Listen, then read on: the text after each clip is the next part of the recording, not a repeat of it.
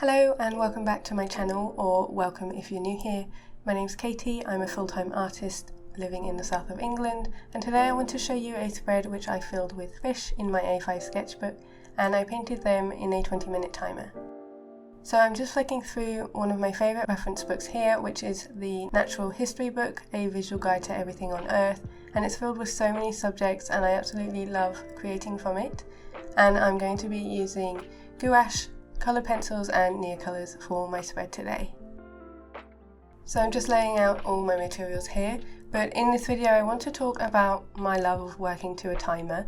I really enjoy filling my sketchbook spread in this way, and it was a really useful tool, especially when I was doing my year-long daily art challenge, because it meant I wasn't overwhelmed by the amount of time I was spending creating my art.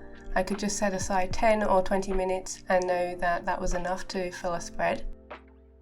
I've done a few spreads like this in my sketchbook where I have filled them with fish, and I'll pop a few on screen so you can see how they look.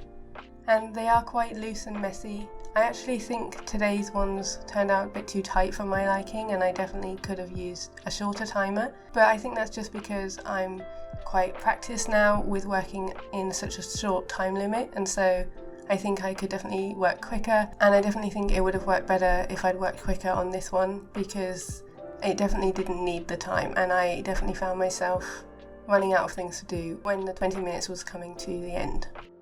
So if you followed my art for a while, then you'll know that I generally don't sketch first.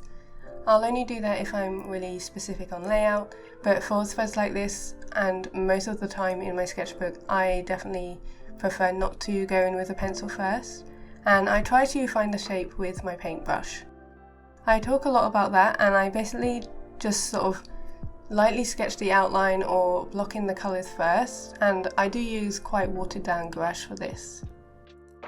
It does mean that the shapes of the fish aren't perfect, but I'm not trying to go for perfection here. If I was, then I would go with sketching first, but that's not my main priority. I mostly just want to get the colours down, and I do find creating in this way adds a lot more character and charm to the fish, even though they might not be like scientifically accurate and the shapes are all wrong. I just prefer working in this way because it speeds up my process. It means I'm not too perfectionistic about the final result because I know it won't be perfect. A, because I'm doing it under a timer, and B, because I'm not trying to be perfect. I'm not trying to make the fish shape accurate or the colours accurate, because one of the things I also do on these spreads is I really ramp up the saturation. I find that a lot of fish, they do have lovely colours, but they're often quite muted, so when I do fill in the spread in my sketchbook in this way, I do ramp up the colours, and that's just my style. I prefer to use a lot of colour in my work. So you'll see here I'm starting to gain a bit more confidence with the boldness of my colour, and I really enjoy the fish where there are multiple colours, so this one at the bottom is definitely my favourite on this spread.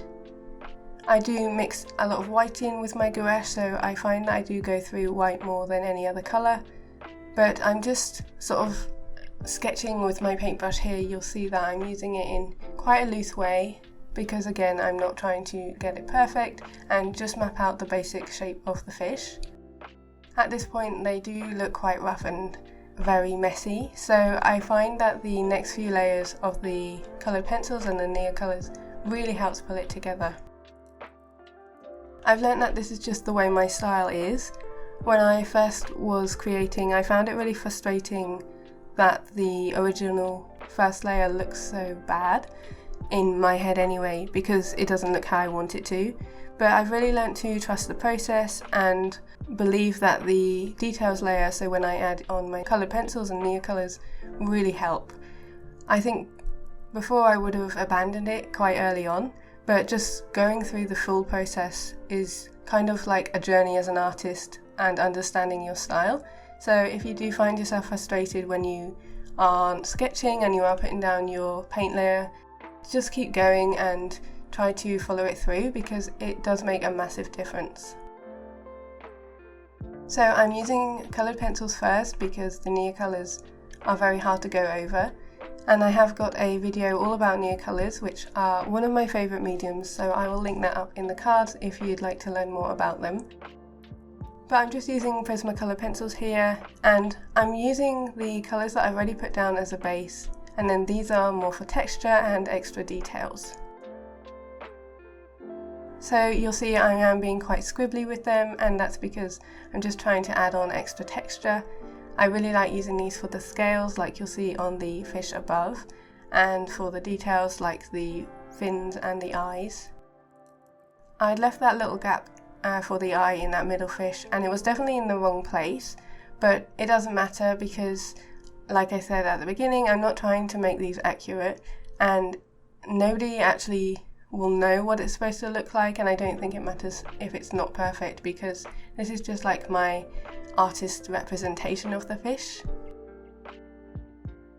So I'm moving on to this bottom one now, again with the coloured pencils.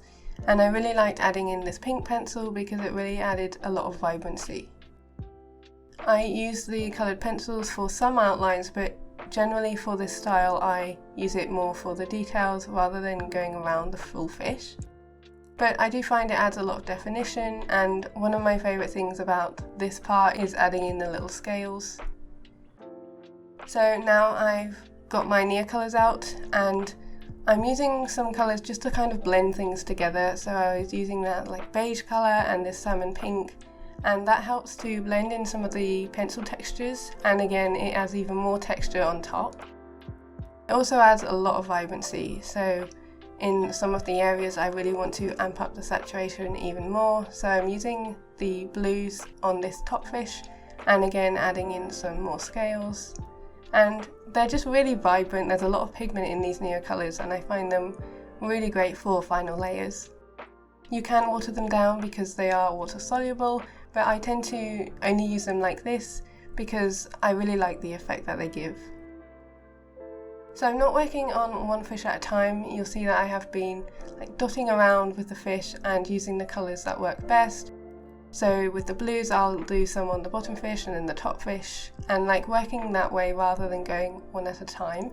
And I find that helps speed up because of the timer, that I'm not just focusing on one fish because it might be the end of the timer, and I'd rather create fish that aren't completely finished by the end of the timer than doing one amazing fish that's completely perfect, just because this suits my style more and I really like the unfinished, slightly loose and not perfect result. So the time is running out now, and I'm just adding on the name of the fish and also adding on the time limit at the bottom corner because that helps when I look back in the sketchbook to see how long they took. So here's the final spread, and I really do recommend trying a timer if you are trying to loosen up your work because it was definitely a big learning curve for me and it really helped me find the style that I love. If you do decide to do it, then I'd love to see. I'm very active over on Instagram, so do tag me if you do something similar to this. Thank you so much for watching, and I will see you next week with a new video. See you later.